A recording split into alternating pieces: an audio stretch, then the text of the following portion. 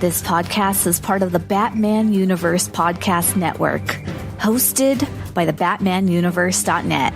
Check out everything related to Batman and the entire Bat family at the BatmanUniverse.net, including news and original content related to comics, movies, television, merchandise, video games, and more. Also, check out some of the other unique podcasts that TBU has to offer. Consider supporting this podcast by becoming a patron on Patreon. Even $1 can go a long way in supporting this content that you enjoy. Look for a link over at the BatmanUniverse.net to offer your support now. And now, on with the show. Hi, this is Jim Lee, and you're listening to the Batman Universe Comic Podcast. Hi, I'm Dan Jurgens, and you're listening to the Batman Universe. Hey, this is Scott Snyder, and you're listening to the Batman Universe Comic Podcast.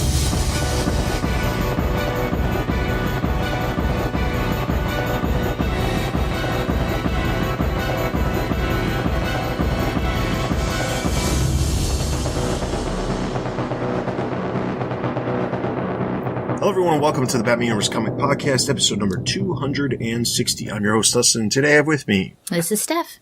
And this is Ian. And we are bringing the latest comic news and comic book reviews from the past 3 weeks. This would include October 14th through November 3rd.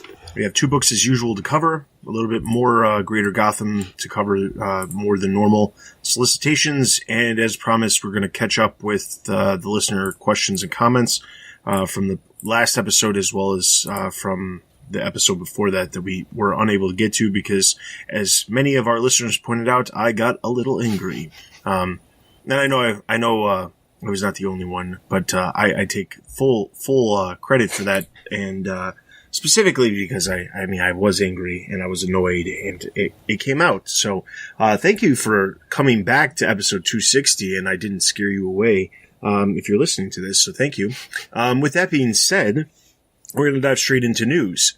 And despite the fact that we're covering 3 weeks of news, there isn't a whole lot to talk about. The first thing and the only thing we've really got is that solicitations for January released. So, these solicitations came out on October 15th, and the first things first, the missing titles from December, as expected, will release in January, pushing some of the books forward a week since January happens to be a 5-week month. What that means for a majority of the fans is that January is going to be a very expensive month, with some titles shipping twice that normally don't even have some titles and some that will release with 3 issues in a single month. There also is some new annuals planned. This could also explain why Harley Quinn and Nightwing, which were previously on a double ship schedule, only have 1 issue in January, but no official announcement has been made about those only staying to 1 issue a month. So I'm guessing, this is my assumption, is that they just brought those down to 1 per month because there are so many other books happening in January. Specifically, like Detective Comics is getting 3 issues in the month of January. Now, obviously, it is an expensive month outside of the fact that there's this extra week of books in the month, but if you lump December and January together, you're going to get the same amount of books as usual, just the excess annuals and stuff that are coming out at the end of January. Not sure exactly why they chose to still do annuals, but they did. Anyway, on to some of the new yeah, I know it's all about the money. On to some of the new stuff for the month. As we've talked about before, Brian Michael Bendis is launching his new imprint, Wonder Comics, with Young Justice #1. Tim Drake's Robin will be at the center of this Young Justice title, a decision that offers the character some deserved attention in the wake of Titans publicity for 2 of his fellow Robins. Drake will be joined by Amethyst, Superboy, Wonder Girl, Impulse as his teammates, a change of pace from the Young Justice team fans of the show have become familiar with. Each of the members will be featured on their own variant covers as well. The conclusion of Batman Creature of the Night has finally been resolicited after the previous issue released all the way back in April earlier this year. And while that series is coming to an end, as expected, Suicide Squad has been announced to be ending with January's issue, which also happens to be its oversized 50th issue. Also, Archie Meets Batman 66 and Batman Kings of Fear both wrap up their miniseries in January as well.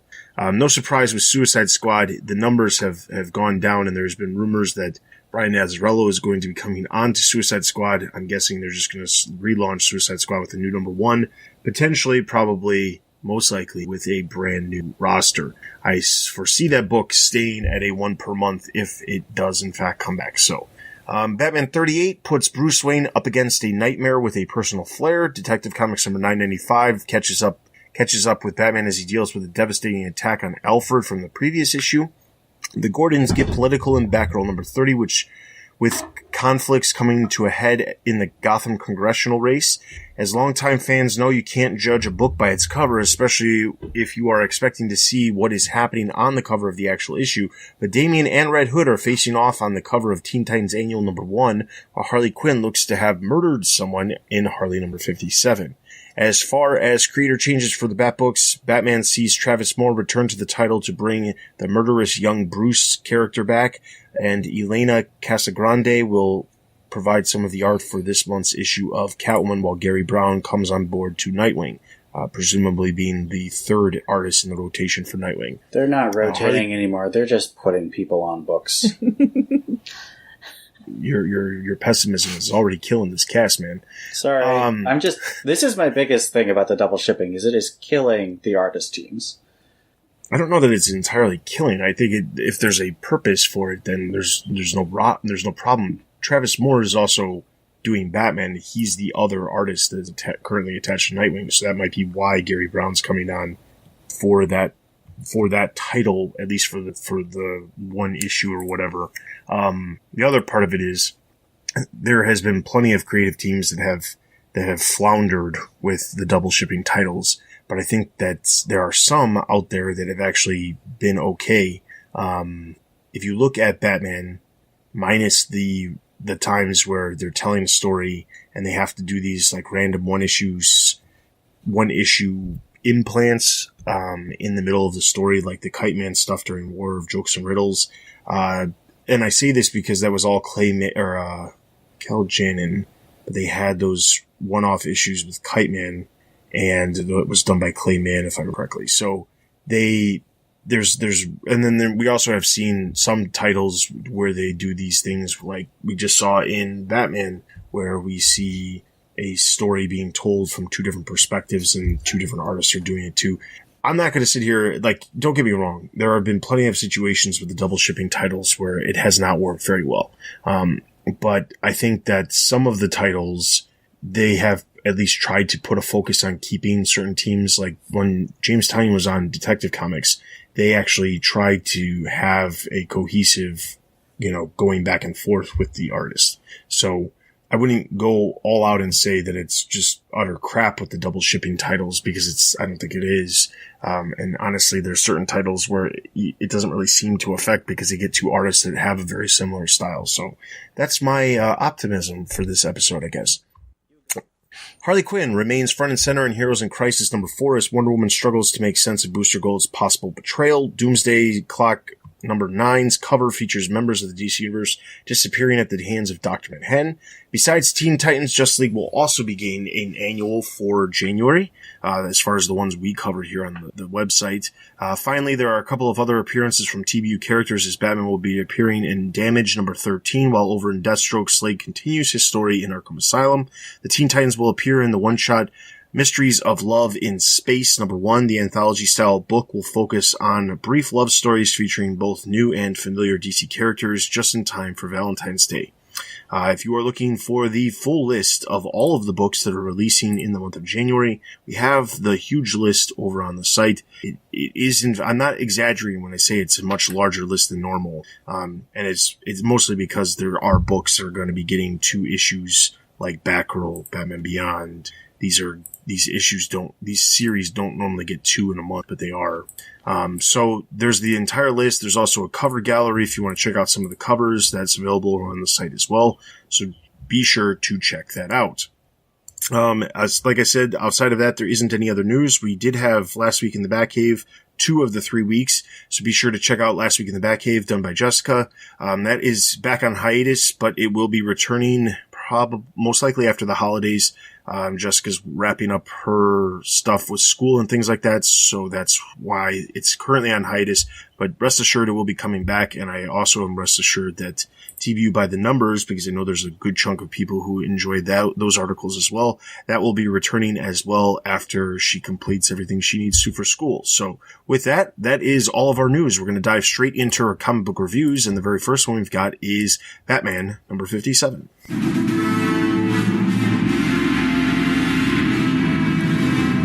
Batman number 57, written by Tom King, art by Tony Daniel. When KG Beast was just a little boy, nicknamed Tolya, his father, when he wasn't drunk, would read him a folktale of a group of animals going to St. Petersburg. In the present, Batman approaches the tiny hut in Siberia where KG Beast has just killed his own father to exact vengeance for the attempted assassination of Nightwing. Batman dodges Beast's shots through the door, but catches a bullet in his right shoulder. In the folktale, all of the animals fall into a pit. With a gun out of bullets, KG Beast and Batman charge at each other. The animals in the pit begin eating each other. Batman and KG Beast brutally beat and tear each other outside in the snow. The fox tricks the last remaining animal into killing itself, then eats them.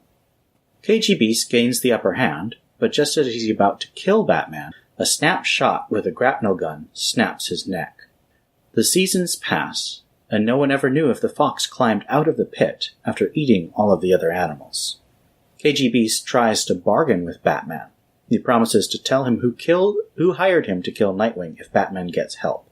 Declaring that he's the world's greatest detective, Batman leaves, telling the Beast to get his own help.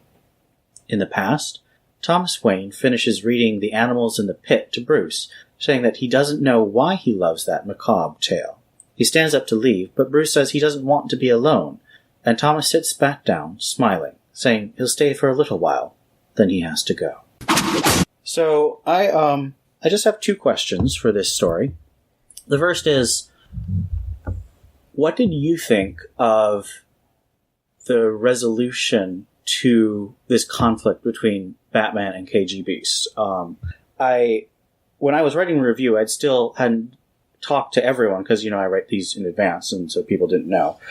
But there was a lot of conversation after this came out about Batman breaking KG Beast's neck, and I thought it was a very dark thing. Batman doesn't usually leave someone basically to die, but it was pointed out that he did the exact same thing. He left KG Beast to die the first time he fought him. I think it was 10 Nights of the Beast in the late 80s. Correct. Yep. And so, do you think that this is just like a retelling? Because, King is already retelling Nightfall in many ways when he's dealing with Bane. But do you think King is just retelling the Beast's origin story, his first conflict with Batman, or is he also trying to show that Batman is in a darker place because of the loss of Catwoman and the shooting of Nightwing? I think it's a combination of both. There's no reason there's no reason Batman needed to leave him the way he was in that position, if for no other reason except for the fact that it harkens back to that original KGB story with 10 Nights of the Beast. So I'm guessing that's partially why. Going over the top of breaking his neck, that seems a little bit farther than they probably needed to go. There's no reason he could have just incapacitated him and left him sitting there and said, figure it out. Because that would have been just as fine as the original story from the 80s. But as far as the darkness, like you were saying, is this to show that he's taking a little bit more extremes because of the emotional state that he's currently in. And I think that is the reason. Even if you didn't know, I'll be honest, when I read this issue, I was thinking about the 10 Nights of the Beast story, but at the same time, I did think that him just leaving him there was a little bit too far, mostly because of the ridiculousness of the buildup of how far this cabin was away from everything. 300 kilometers. Yeah. I don't want to, I feel like we've already talked about that in the last episode, so I don't want to go back to that. But the thing is, like, that part of it seems a little extreme. It's one thing like locking somebody in a room where they can't get out. They could figure out a way, but he's literally just incapacitated, stuck in the snow. He could freeze to death. I did see that Tom King did an interview with a podcast, and he specifically said he's going to bring KGB back before he's done with his run on Batman. So the intent is that he will return at some other point, so it's not as if he's going to die. Or he comes back, I guess, in flashback form. I'm sure he's not going to die one way or the other. I don't know how they're going to explain that. But hey, it happens. They won't explain it. So, yeah, exactly. So, I mean, the biggest thing is, I thought it was a little too far for Batman. I understand that what Tom King is trying to do right now, him trying to make Bruce into this, I am in the worst emotional state possible. I've had my heart ripped out from me. I've had my adopted son basically shot in the head, and he could have died. Regardless of my feelings, like I mentioned in the last episode about the immediacy of going after KG Beast compared to staying with Dick, outside of all of that, it does seem like it's just a little bit dark, but I understand that that is what King is trying to accomplish with this. It'd be a completely different story if the intent was not that, you know, if this was a normal situation where Nightwing wasn't shot in the head and he's just going after KG Beast and he does this, I would say, yeah, it's too dark. But given what the emotional state that Tom King is clearly trying to accomplish here, there's a reason why it's happening like this, and it's because all this stuff is happening to him. Yeah, I don't have too much to add to that. I absolutely agree. I was thinking about, you know, because it did bother me the first time I read it. Like, I wasn't even thinking about the original KJB story, so it really did bother me a lot. And then, you know, my second read through, I was like, wait a minute. Not only is this in character, it's 100% in character, and he did the exact same thing to the exact same guy. So yeah, I agree with that, what you said. So the second question I have is, well, how did you feel about it? Yeah, how did you feel? Oh, sorry, I thought I sort of said it. I agree. I think that we're supposed to be unsettled. I don't think that Batman's normal way to act is to break people's necks. That is, you know, that's normally a fatal injury. So it was clearly not a fatal injury here, but leaving someone helpless 300 kilometers from literally anything else is kind of a death sentence. So I think we're supposed to be taken aback, to be sort of unsettled and upset. And I think it's because King wants us to feel Batman's pain, to feel that Batman's not right. He's not in a place where he's able to be the best Batman that he can be. Okay. So my second question is about this folktale. I originally thought that the folktale was completely made up, because it totally sounds like the kind of nihilistic fairy tale that Tom King would make up. But I found out, I mean, Tom King actually had the letterer write the translator of the Russian folktale, and so I used that information. It's a real folktale, and it's basically exactly what happens here. I think that the story is relevant. I like the way that it's connected to both KGBs and Batman in terms of their fathers reading to the story to them both as children. And I think that the illustrations by Mark Buckingham, who's most famous for doing Fables with Bill Willingham, are quite good. But it's my opinion, it's my reading, that this fable, how much space this fable takes up in this issue is because Tony Daniel had to do 3 issues in a row. Sorry, what? Exactly. Yeah, exactly. So I think this was a fill-in thing. And Tom King used an intelligent choice of having this fairy tale and connecting it thematically with fathers and sons. But I think that the real meaning of the story and how it relates to the current conflict is just the last part where the fox ends alone. I don't think we're really meant to think that Batman killed his own family, like the fox kills all the other animals. I mean, KG Beast's father killed his family, and then KG Beast killed... No, actually, KG Beast did kill his own family when he grew up. So you could maybe see the Fox as being KG Beast, but it's clearly not Batman. I think that trying to read the Fox as Batman in killing his own family is not a useful or helpful way to read the story. But I do think that the Fox being alone in the pit is one of Bruce's greatest fears, and it's where he feels he is now. So I think that was effective, but it takes up so much more space than that. I don't think that we needed, I think it's like 4 or 5 pages full of this story. What was your reaction? How did you feel about how much space this took up in the story? So, as from the perspective of the story, I think it took up probably more space than it needed to. I understood the connection, I got the connection, and I didn't have an issue with it, but but the entire time I was reading it, the pessimistic side of my brain was like, well, I guess Tony Daniel couldn't finish the work that the script that he had, and they had to figure out some way of making this work.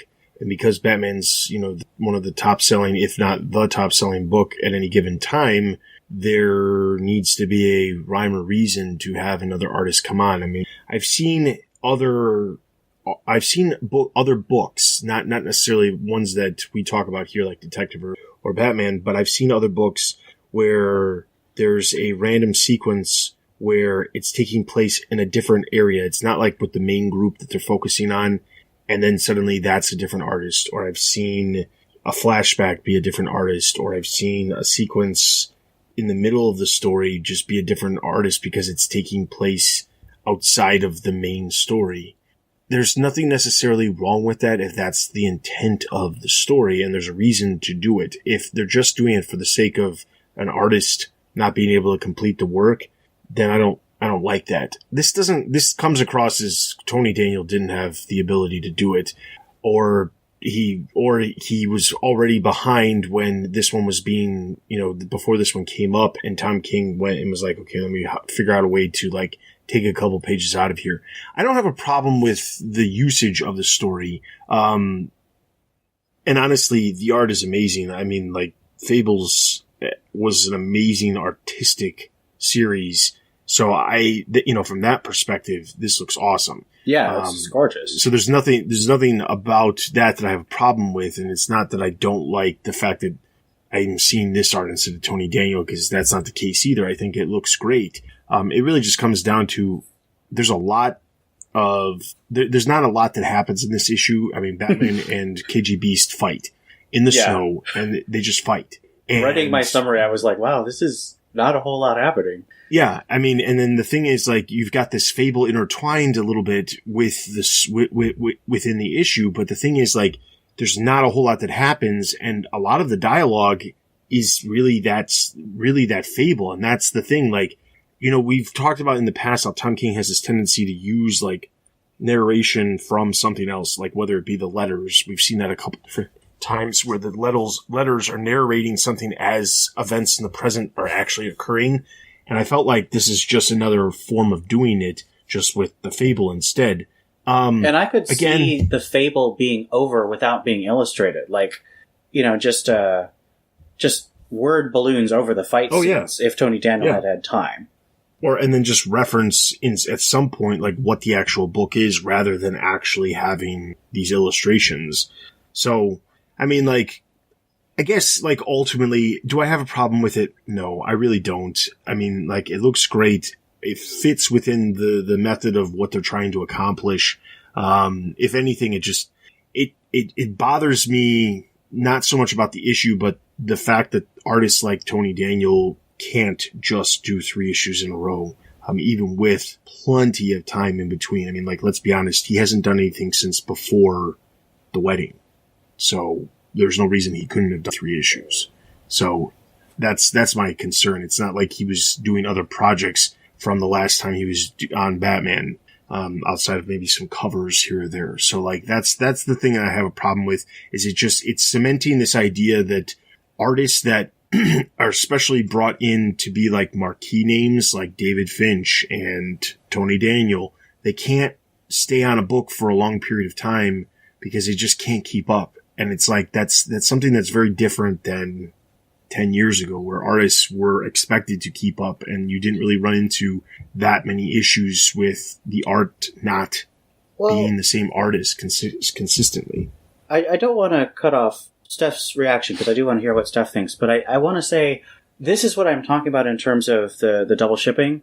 I know that Tony Daniel theoretically has had enough time to do 3 full issues, but I think if you look at the DC Nation schedule for how the wedding was done, they finished the script on that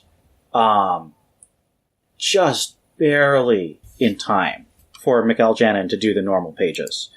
Mikhail Janin did 18 out of, I think, like 38 pages of that. And it's my impression that Tom King isn't writing significantly in advance of the storyline. So there's really not enough time. But the problem is that if that's true and that's the case, then that's a bigger problem than just the art being affected. It has to do with absolutely. Why aren't the editors getting on time? I mean, here's the thing. You look back at the beginning of the New 52 when Scott Snyder was on Batman, that was only once a month, and he was also attached to Swamp Thing. Eventually, he was also at the time working on American Vampire, and I think Witches was right around the corner near the beginning or something like that. Or maybe Swamp Thing ended, but then he started Witches over at Image. But the thing is, like, he had to drop off of Swamp Thing because he had projects that were working, and American Vampire hasn't come out for years because of the stuff that he's been. And the thing is, like, it's one of those things where Tom King is currently working on Heroes in Crisis. He's got, Mr. Miracle's wrapping up, but we know he's working on something else because he has said online that he's working on another project that's not going to come out till sometime next year. But then, and he's working on Batman, and Batman is 2 issues per month. Heroes in Crisis is supposed to be every month. Mr. Miracle was also supposed to be every month. That's 4 issues a month. I don't know that he's capable of keeping up with that kind of schedule. And that's the thing. Like, not very many writers are, honestly. Yeah. I mean, unless they're churning out stuff that's just, it doesn't have an impact, meaning that's not Tom King. Tom King puts a lot of himself in.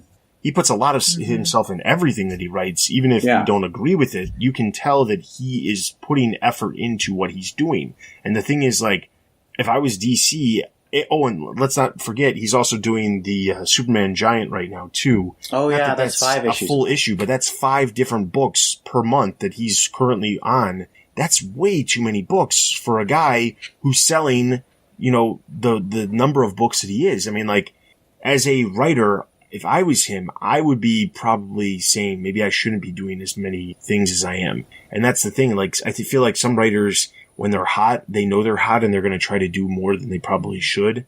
But I feel like some of this stuff is taking a toll. And if the art isn't being able to be completed because he's not getting the scripts done in enough time, that's a problem that the editors need to step back and say, well, maybe if you're going to do Mr. Miracle, maybe we do it as 6 issues and then we take a break in between to make sure that there's time to catch up with everything else. They should have done that anyway. Right. So, I don't know. I mean, it also comes down to how DC's so hesitant about breaking up certain aspects of the way things release. Not that I'm completely in agreement with, taking a 12-issue miniseries or maxi series and then saying, we're going to release the first 6 and then you're going to wait 6 months before you get the next 6. I'm not necessarily saying that they should do that, but Mr. Miracle is not something that's like affecting everything else. Batman is affecting. Heroes in Crisis is affecting. You got to get that stuff out in order for it to be making sense with everything else. So, okay, so Steph, what do you feel about the folktale section? I enjoyed them as much as, because there was so little there was no dialogue. In just grunts and laughing in the main story, that it was nice to kind of get, I don't know, some intellectualization scattered in there, so there was something to read. I did say my husband actually turned to me for a second and he was like, do you enjoy reading this? Just as the poor little piggy, the poor little Disney woodland creature, was eating his own entrails. And I was like, not right now, I'm not. So that was too true. I actually couldn't believe, with all the hubbub that the not to bring up the the Batawang again, but the maturely rated bat exposure got, and then this poor little piggy in the main story with no mature rating on it, is eating his own guts, and there was no publicity about it whatsoever. I was actually a little shocked about that.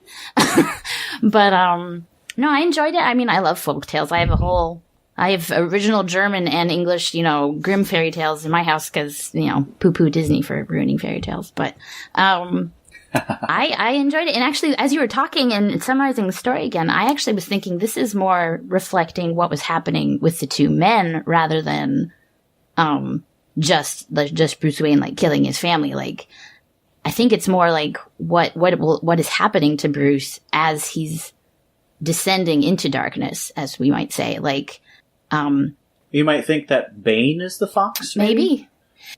But I could see some, maybe not like a one-on-one allegory, but like symbolically, there's like a connection. Because, the story begins with all the animals going to St. Petersburg to pray at the church. Yeah. And they never make it. They fall into the pit and you say you don't know going to the church. You don't know the true measure of a man until he's been squeezed. And so these animals are all in this pit and they're being squeezed by desperation. And so what do? Well, they eat the weakest first. And what's left isn't the strongest, it's the smartest. So, you wonder. Or the most cruel. Right? So, wonder in the end, will Batman survive by becoming the cleverest or the most cruel or whatever? I like it. I like your analysis here. That's good. Well, that's all I had on Batman. I thought it's an issue that I think shows the constraints of a twice a month top tier series with all the pressures that encourage. But this is making me think. It's making me have emotional reactions. So I'm still really engaged in what's going on in Tom King's Batman. As much as I don't like where Batman's going as a person, the story is definitely interesting. Yeah, I'm Tom King. Well, and I think that it's always important to say, I don't think we're supposed to like it. Yeah, because there's only so much you can write about a wonderful, infallible, happy-go-lucky guy. It's there's only so many stories you can tell and only so many interesting stories you can tell. Well, I don't know. I think Superman's great. But I wasn't going to say Batman. it. I wasn't going to say it. You said it. Okay. I did. I do want to bring this up because I feel like it needs to be brought up.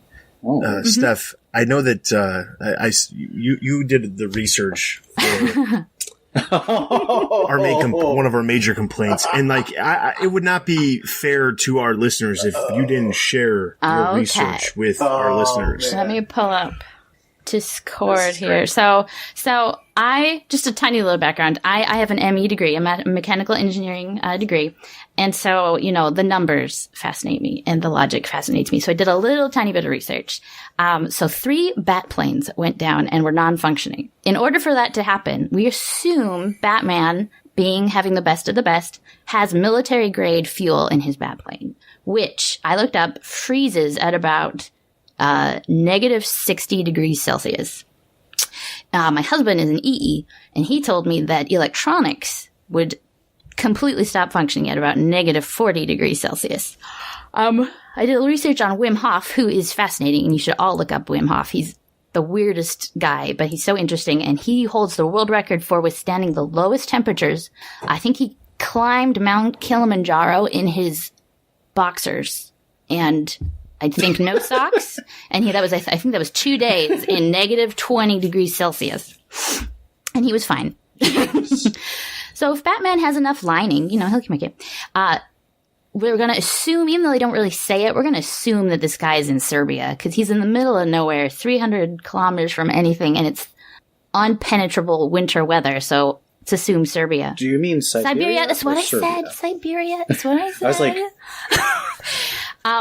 it would be about negative 25 average for winter, and then the coldest temperatures recorded are negative 67 degrees Celsius, and the human body will start receiving frostbite and will pretty much die in minutes at negative 40. So Batman's a dead man. There's no way he can walk through. For those of you out there who don't know Celsius, because I know a lot of people do go off of Celsius outside of the U.S. Inside the U.S., Fahrenheit is obviously what we mostly go by, but just to put that in perspective, negative 60 Celsius is negative 76 degrees Fahrenheit. Negative 40, so negative 60 was what Steph was saying would be the coldest temperature temperature of the fuel. Oh, and the fuel, for the fuel. And that would, so that would be negative 76. Negative 40, which is the electronics failing, is actually just translates to negative 40 in Fahrenheit as well. And then the gentleman that she was referring to who climbed Kilimanjaro, that was negative 4 degrees Fahrenheit. So, yes. And then, put it in perspective when you compare it to Siberia's temperatures. Yeah, there's some fallacies to the science behind this. Let's just say that. And the weird part is, I distinctly remember at different scenarios, Tom King and Scott Snyder both talking in this conversation on Twitter one time about how they have people that they call to make sure that their science is sound. I know Tom King has brought this up about medical stuff before, how he called a doctor's office and was asking questions to a doctor, and they're like, "What is this for?" And he's like, "I'm writing a comic book." And they're like, "Oh, okay, cool. Whatever floats your boat, man." But he clearly didn't contact somebody about this, because this is just ridiculousness, when it comes to the science. But I thought Steph's facts that she shared with me, Ian and I, were amazing. So I figured we needed to share them with you guys. So, all right. Okay. That being said, Batman, I'm going to give a total of 3 out of 5. 3 out of 5. I think I gave it a 3 out of 5. Yes, you did. The art is amazing and is probably about 2.5 of my 3. Because there's just so little story. But yeah, 3 sounds fair. It was above average. It's a bit of average. All right. So Batman number 57 is going to get a total of 3 out of 5 Batarangs. Let's move into our next book, Detective Comics. Detective Comics number 991, written by James Robinson, art by Carmine Di Giandomenico. Good luck. I apologize. All right. So at the round table, Batman asks Two-Face if they are about to fight. Two-Face says it would be futile. They both know what the outcome would be. He tells Batman to come outside where the air is fresher and he can answer Batman's questions. Batman does not need to ask many questions because after this entire ordeal, he figured out what's been going on. Batman knows Two-Face killed Carl Twist, who was the terror strategist known as Harold Frank. He was directly linked to Harvey Dent before he was transformed into Two-Face. Batman asks him what he gets out of this entire situation. Two-Face states Bruce has a bad first assumption. Two-Face did not kill Carl Twist. Batman states that there were 2 different bullets, guns, and fireflies. This all points to Two-Face. Right before Two-Face shares who killed Twist, Gordon bursts into the room. Two-Face, now flabbergasted, jumps off the side of the building because Batman lied about coming there alone. Batman politely tells Gordon he'll be right back, and he retrieves Two-Face. Two-Face continues where he left off. He did not kill Twist. Harvey did. Harvey killed Twist because he was the one man he could not convict when he was the district attorney. Two-Face created a cover-up so that he, Two-Face, can be the bad guy. Harvey must be good and he must be bad. And if that's not the case, then all of this, including his existence, is meaningless. There must be a level playing field in this situation. He saved Gordon and the GCPD during Cobra's attack because this fight was instigated by Harvey. All Two-Face was doing was making sure Harvey's ledger was in the black. Batman states even though Two-Face has tried to stop and reverse any actions Harvey started, Cobra is still out there. Cobra saw Carl Twist's plans, and they will follow through with them. Gordon tells Batman and Two-Face that the captured Cobra soldiers all had neural bombs implanted in their skulls. All but one went off, leaving one mentally capable Cobra soldier to interrogate. This prisoner tells Harvey Bullock that Cobra has kept to the shadows for too long. Their numbers are waning, and many of their acolytes are defecting for Leviathan. They need to remind the world of their power and strength. Who are Cobra's greatest fears? Checkmate. But hey, checkmate is no more. However, Batman, if they waged war on Batman and defeated him, Cobra will be glorious once again. After saying this, his bomb went off and he dies.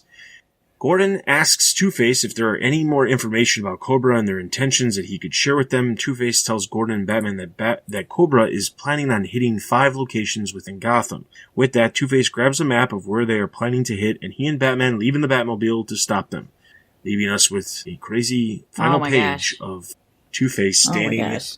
in the Batmobile with guns a-blazing. Okay. Obviously, we're not enjoying the story arc. I'm not gonna sit here and try to come up with a bunch of ridiculousness to talk about when it comes to trying to enjoy this storyline. I will say this, and this is the one I literally only have one thing to talk about here, and it's this. The entire idea of Two-Face coming to the conclusion that Harvey is doing bad things and that Two-Face has to kind of counteract those bad things by doing good things is actually slightly interesting to me. And I say this because it does, like, the way it's explained, it does make sense. The entire idea of having a dual personality and having one good side and one bad side, and having the bad side start doing, or the good side start doing bad things, of course the other side's gonna have to try to counteract that stuff. And that idea is actually a really interesting thing. I can't say that I remember this happening in any other story. I mean, it's basically Dr. Jekyll and Mr. Hyde. Well, yes, but I mean, like, I'm talking about any other Two-Face story. Okay. But, like, the idea of, like, Two-Face having to be the good personality because Harvey's doing something that would be normally classified as bad, or something that the Two-Face personality would actually do, is actually kind of intriguing to me, because it's not something we typically see. I have always really enjoyed the Two-Face stories that deal with Harvey kind of like overcoming the Two-Face personality and kind of like being better. Like, I know a lot of people don't like 1 year later, but the 1 year later version of Two-Face is something that I thought was really enjoyable. So in that regard, this idea I thought was a cool idea. As much as I'm not enjoying the story, and as much as I'm not enjoying what we're getting from James Robinson, this idea of Two-Face was actually kind of interesting. What did you guys think? Well, it definitely redeemed what was starting to be like, it's almost like he spun a roulette wheel for the main bad guy and just randomly picked Two-Face. Like this storyline for me at least redeemed that, okay, there's a reason why it's Two-Face, and it's actually, like you said, it is interesting what his reasoning is, because I've always appreciated Harvey for almost, because you always think of Harvey and Two-Face being two different people, because Harvey was so afraid of his dark side, he segregated it from himself, and he almost creating Two-Face himself. That's how I've always sort of interpreted Two-Face. And so this is, again, like you said, it's very, very interesting that Harvey's the one making the bad decisions now, and so Two-Face is having to clean up the mess, which at least that part is interesting to read while you're trying to make it through this, whatever this is, story. But yeah, so yeah. I agree.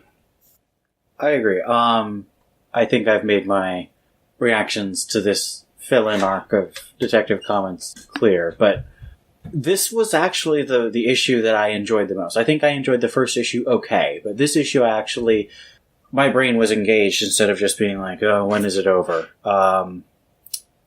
I think that a lot of it is because Carmine Di Giomenico is really a top tier. He's an A-list artist. He was on Flash for a really long time. He did some great stuff with Greg Rucka on Punisher. And you can really tell the difference between someone who's used to A-level regular work, someone who's used to being the face of a beloved franchise, and the fill-in artist. Like, I think it was Steven Segovia was doing the art before. Yeah.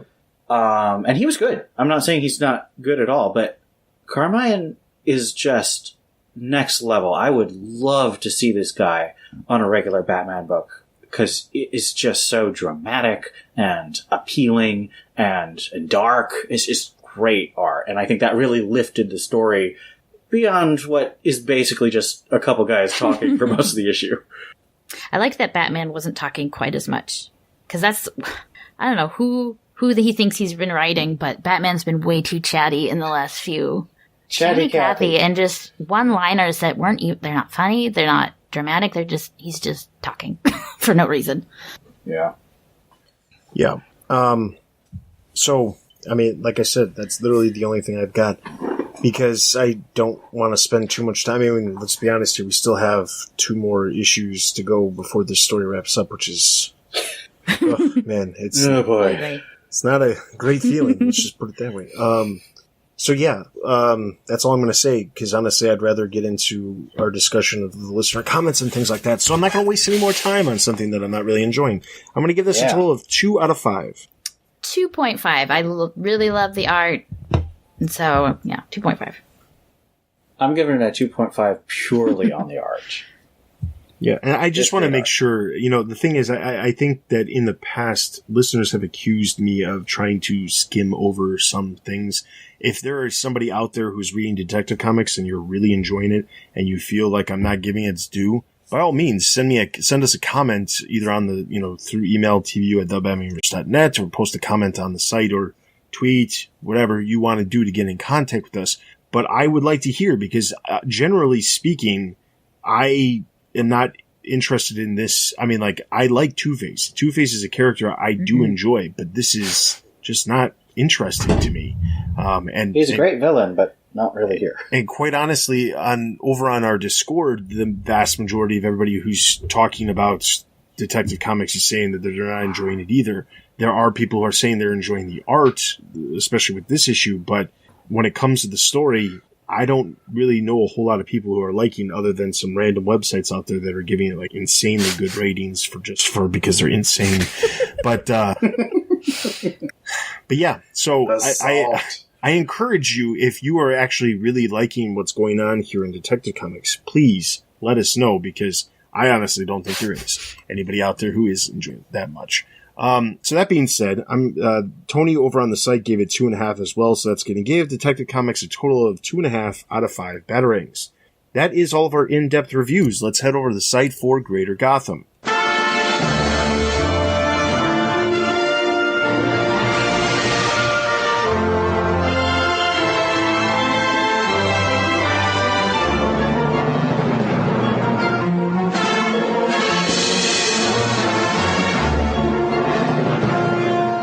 First up, October 17th, main TBU books. We already talked about Batman number 57. Nightwing number 51. Rick Grayson tries to move past Nightwing and have a normal life, but Bloodhaven may not be done with Nightwing just yet. Zubair Dill, he gave it 2.5 out of 5. I'm going to give this one a neutral. Neutral. Thumbs down. Harley Quinn number 52. After Triumph explodes in anger over Harley causing him to be stranded in time, the two make up and Harley helps him get back home by revisiting the site of his deal with the witches. This is reviewed by David. He gave it 3 out of 5. I'm going to give this one a neutral. Down. Neutral. No secondary TBU books. Main DC Universe books. Justice League number 10. Arthur Curry grew up wondering of new oceans yet to be discovered, if they existed, and now he finds out if they do. This is by Corbin. He gave it 3.5 out of 5. I'm going to give this one a neutral. Abstain. Justice League Dark number 4. With Cersei's help, Diana and the team confront Hecate. Americans. Hecate. I swear I was saying like hectate or something like that the last time around. Or something like that. And then I watched this interview with James Tynion talking about it, and he said it. I was like, I don't know how I would have ever pronounced it like that. But yeah, Hecate. In Nanda Parbat. This was reviewed by Tony. He gave it 3.5 out of 5. I'm going to give this one a neutral. Neutral. Thumbs down. Teen Titans number 23. Roundhouse returns, and the Teen Titans pursue an assassin that brings them closer to the mysterious entity known as the Other. This is Dill. He gave it 3.5 out of 5. I'm going to give this one a thumbs up. Abstain. And then secondary DC Universe books, we had Aquaman number 41. Batman appears in the issue as the Drowned Earth crossover gets underway. Injustice 2 number 36, which includes digital chapters number 71 through 72. The Injustice versions of Harley Quinn, Alfred, Ra's al Ghul, Poison Ivy, Deadshot, Man-Bat, and Bruce Wayne all appear in the issue. Moving over to October 24th, main TBU books. We already talked about Detective Comics. Batgirl number 28. Barbara escapes the grasp of the GCPD detective with more going on than meets the eye and continues to search for Grotesque and Worm. She finds a danger to both Gotham and her family. This is by Jerry. He gave it 4 out of 5. I'm going to give this one a thumbs up. Thumbs up. Batman Beyond number 25, as the new Batman and Robin begin to learn their new dynamic, an old villain of Bruce's returns to bring down his legacy, beginning with Barbara Gordon. This is by Bill. He gave it 2.5 out of 5. I'm going to give this one a thumbs up. Thumbs up. Secondary TBU books, Batman Kings of Fear. Batman questions the reality around him and is forced to go along with Scarecrow's method of psychology. This is by Corbin. He gave it 4.5 out of 5. I'm going to give this one a neutral. But a positive neutral. Thumbs up. Sorry. The difficulties of a I know, 3-point right? scale. Sorry, I interrupted Ian. You give it a thumbs up, right? Yeah. Yeah. Okay. Old Harley, number 1. Harley and Red Tool leave the Wastelands after an encounter with a rogue squid and re-enter Gotham on the possible trail of the Joker. This is by David. He gave it 4 out of 5. I'm going to give this one a neutral. Thumbs up. Abstain. Main DC Universe books, Justice League Odyssey number 2. The Misfit team learns more about the ancient prophecy from Darkseid. This is by Bob. He gave it 3.5 out of 5. I'm going to give this one a neutral. Thumbs up. Thumbs up. Secondary DC Universe books, The Silencer number 10. Talia al Ghul appears briefly as she emerges from a Lazarus pit in the issue. Wonder Woman number 57 as the Witching Hour crossover continues. Man-Bat appears in the issue. Moving over to October 31st, main TBU books, Batman Secret Files number 1, a collection of short stories featuring the Dark Knight. This is by Paul. He gave it 3 out of 5. I'm going to give this one a thumbs down. And for further information, become a Patreon. Yes, I was going to say Sorry. that. Go ahead. Thumbs up out of ignorance. Because I didn't really know what to, I didn't know what to expect from a secret file, and I found it mostly finishable. Well, if you listen to Dustin and I blathering on about this issue, you'll know I'm giving it a thumbs down. Yes, what they both were referring to is if you support us on Patreon, as I've said before, if you are at the $10, which is our silver level Patreon supporter level, you get 2 additional episodes of a show called TBU Extra, which is staff from the site reviewing a comic book, one of which that we choose, and then the other one is a Patreon supporter chosen one. So out of all of the books for October, the one that was actually voted on by our supporters was Batman Secret Files number 1. And Ian and I reviewed it, and that episode's out there on Patreon. If you support right away at the $10 level, you'll be able to have access to it. It's not like you don't get access to the stuff from before, but you'll hear all about why Secret Files was utter garbage, in my opinion.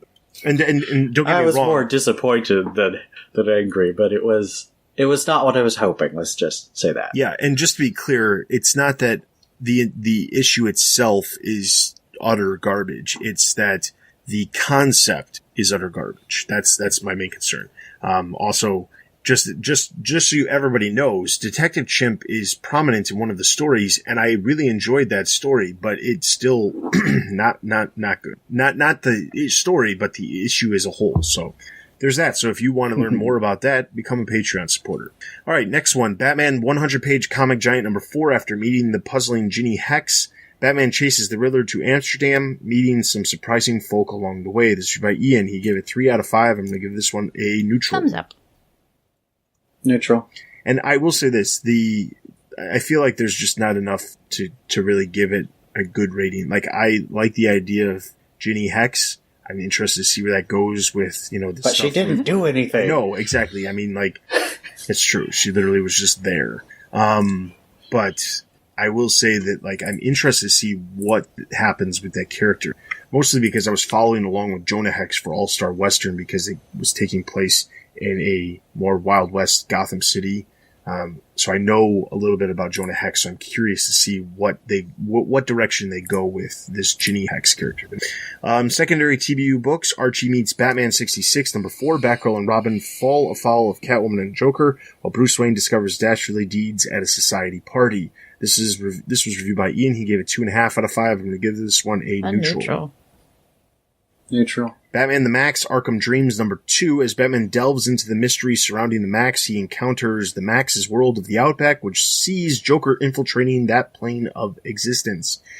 That was reviewed by Bob. He gave it 2 out of 5. I'm going to give this one a thumbs down. Abstain. Nightwing Megilla Gorilla Special number 1. Nightwing faces a mystery in Hollywood as an offer from Megilla Gorilla brings up some inner turmoil. This was by Ian. He gave it 2.5 out of 5. I'm going to give this one a thumbs up. Thumbs up. I was so hesitant, but thumbs up. I'm going to give it a neutral, mostly because these mashups are really... They're an interesting experiment, and I appreciate that DC's doing them, because they give a market for, like, the all ages, and I appreciate that there's all ages Batman that's not quite as goofy as, say, the Batman 66 stuff. But I maybe I had too high expectations. I really liked the Catwoman Tweety and Sylvester mashup I think 2 months ago. Yeah, in August. I mean, it was one of my favorite books of the month. Like, not just I enjoyed it. I really think it was a well-crafted book. It was clever and intelligent. And of course, everyone knows about the Eisner-nominated, I think it actually won the Eisner, Batman Elmer Fudd. So I think looking at what these books could be, these books can be really good, satisfying. These were just a soap opera. It was just middle of the road when it could have been better. So I'm going neutral. My take on these is this. Okay, so originally when the first group of Hanna-Barbera crossovers released, I was not a fan of any of the cartoons that they were crossing over because they were from a different era. The stuff that they're doing now is like the stuff that I remember watching as a kid, even if it was not actually from when I was a kid. Cartoon Network aired a lot of that Hanna-Barbera stuff during the day when I was younger. So a lot of these characters, like, it's really cool to see them popping up. And out of the 4 that released, I read the Nightwing McGilla Gorilla one, and I read the Yogi Bear Deathstroke one. And just saying that is actually pretty funny. Deathstroke Yogi Bear. But I read those 2. There was a Huckleberry Hound in Green Lantern, and there was a Top Cat. Well, I did read the Top Cat and Superman one too, but I didn't really like. The Yogi Bear one I thought was written by Dan Didio. Well, there's that.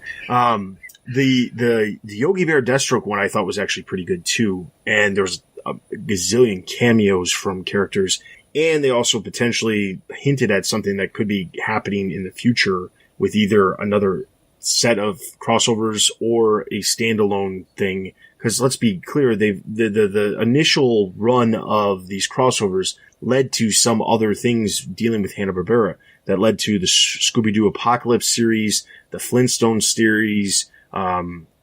Those are reimagined versions, not just like the typical Scooby-Doo Where Are You Kids series that typically comes out. But then they also had the Rough and Ready. They've done, they had the Snagglepuss Chronicles. Like, they've done some other ones that have led into it.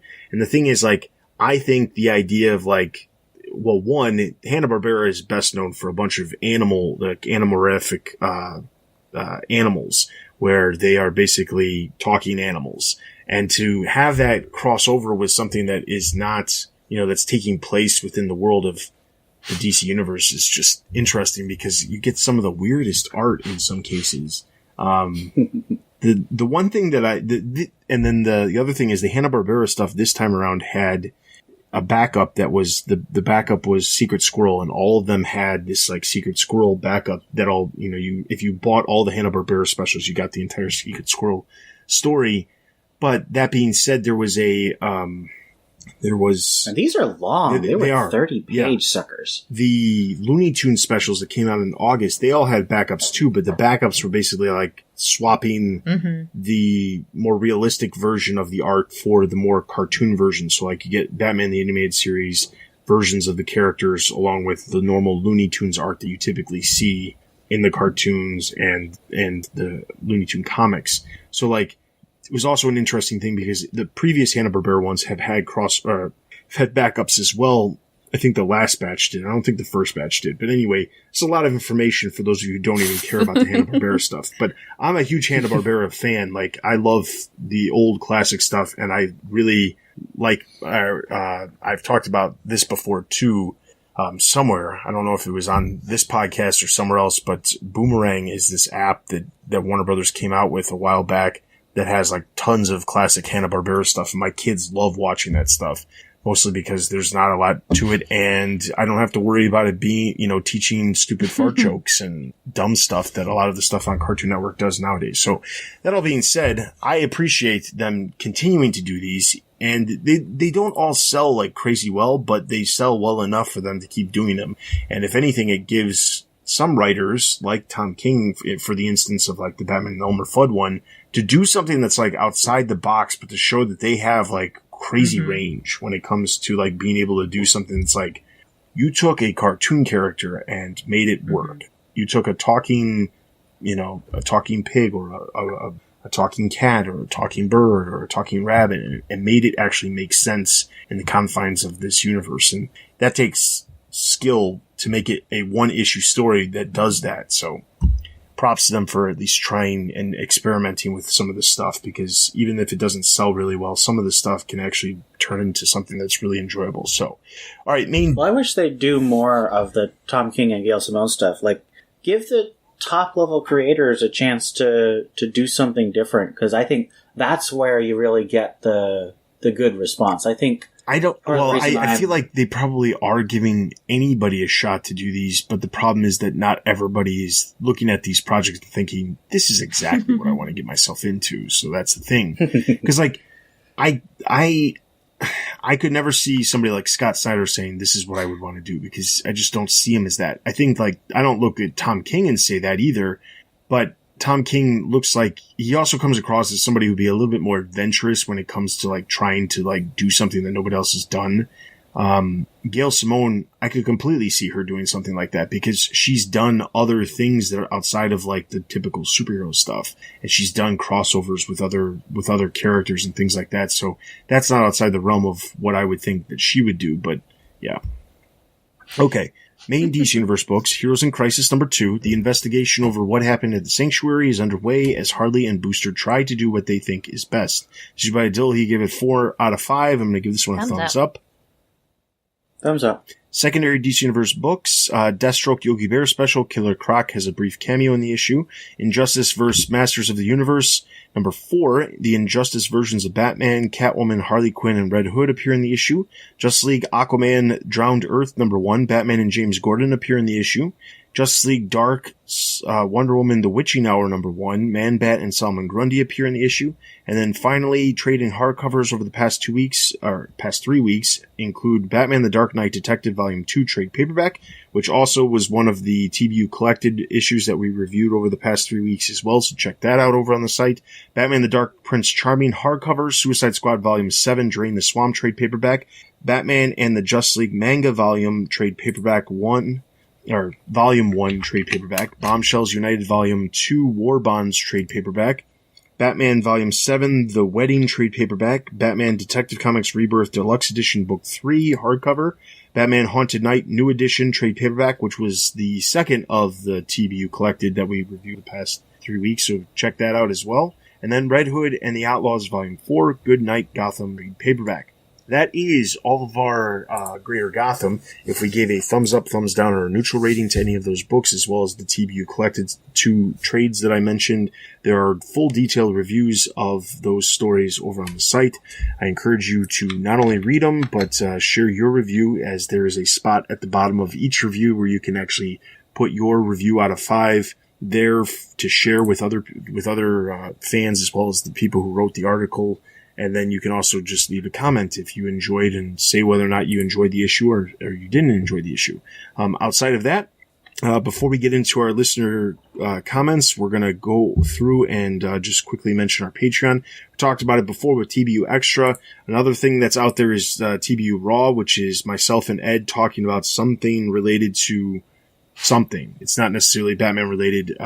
This time around, in October, we did do 2 episodes that related to things related to Batman. The first one was that we talked about the controversy surrounding Batman Damned and whether or not it was worth the controversy or not. And then the second episode is us talking about our favorite Bat costumes, whether it be Bat suits or whether it be portrayals of specific versions of villains and things like that. So those are available for you to listen to at the bottom level, which is just the $3 level. So for $3 a month, you'll get $2 or 2 episodes of TBU Raw every single month as well. So support at the $10 level and you get 2 extra episodes of TBU Extra and 2 episodes of TBU Raw.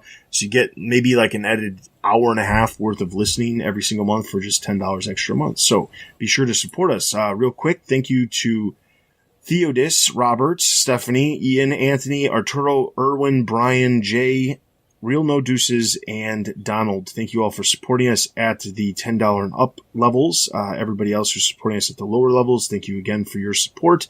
We greatly appreciate all of our support. If you are unable to support us on a monthly basis over on Patreon, even though we do offer a bunch of rewards there are other ways you can support. If you head over the site, at the top of the menu bar, there's a spot that says Show Your Support for TBU. Click on that.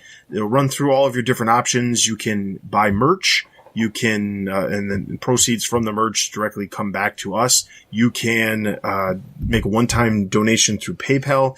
You can support us on Patreon, or if you have no money and you don't want to, you don't have the money to put towards any kind of support like that, you can certainly just email me at tbu@thebatmanuniverse.net and help volunteer with some skills. If you've got any sort of skills with video editing, audio editing, graphic design, website developing, if you're interested in reviewing comics or writing news articles or any of that stuff, we're always looking for people to help us out with that kind of stuff. So with that is all of that. We're going to jump straight into our listener comments so we can make sure we can try to get through all of these.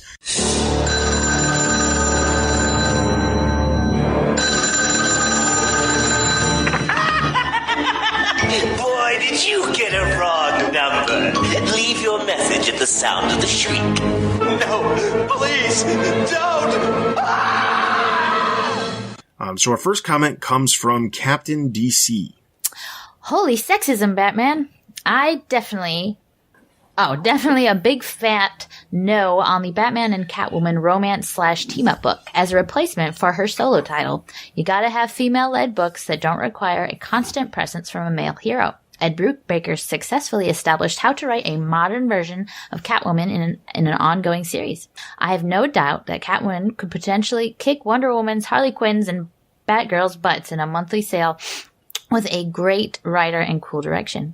Unlike Batman, Catwoman's adventurous personality has to be able to drive the story. Tom King took that away from her by making her a runaway bride.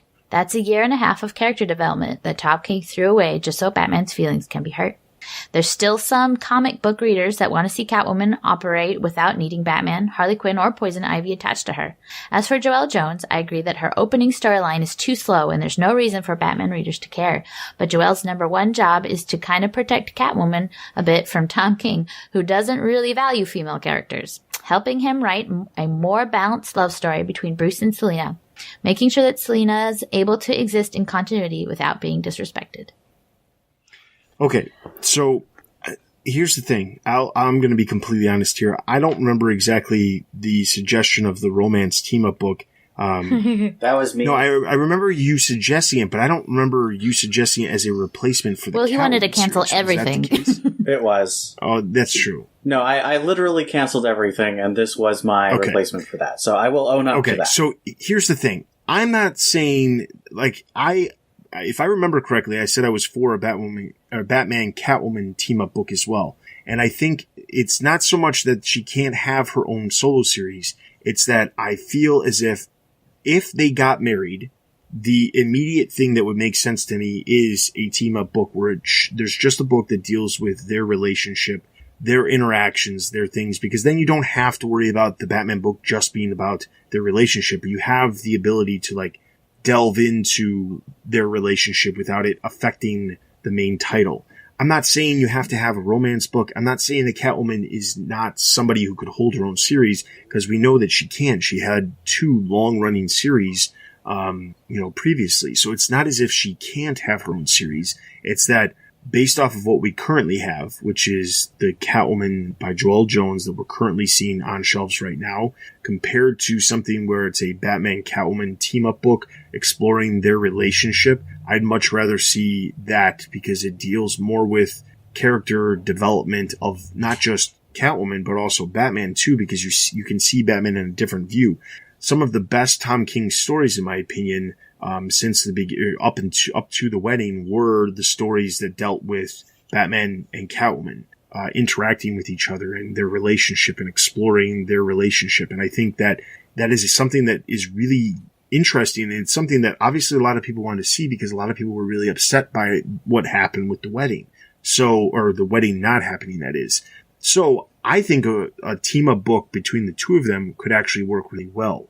It's not as if they haven't done team-up books with other characters. Like they did one with Wonder Woman and Superman when they were in a relationship. It's not that I'm not saying this is the answer to not having a Catwoman series. Trust me, if Batman and Catwoman aren't together, there's no need for a Batman Catwoman series. So that doesn't make any sense. But what I'm getting right now from Joelle Jones with the Catwoman series, I'm not enjoying it. And I'd much rather enjoy Batman and Catwoman being in a relationship and having a book where you focus on the relationship.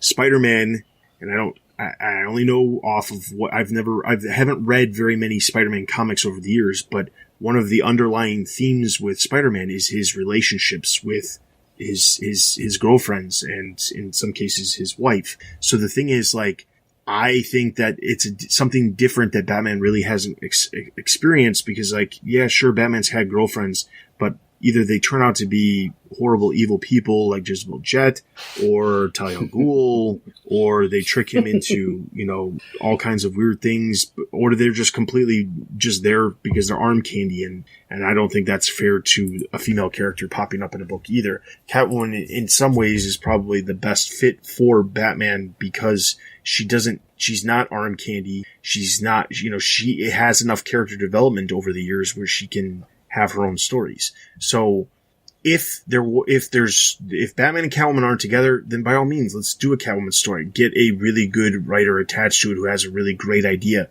But what I'm seeing right now, and obviously we're only a couple issues into the series at this point. I think we're 4 issues in. Yeah, but I mean, like, what we're getting up to this point, like, even the past issue that dealt with, like, they revealed in issue 3 that Maggie is still, is around, and they started dealing with some of that history. Like, we get to the next issue and it's like, well, it's there, but it's not really.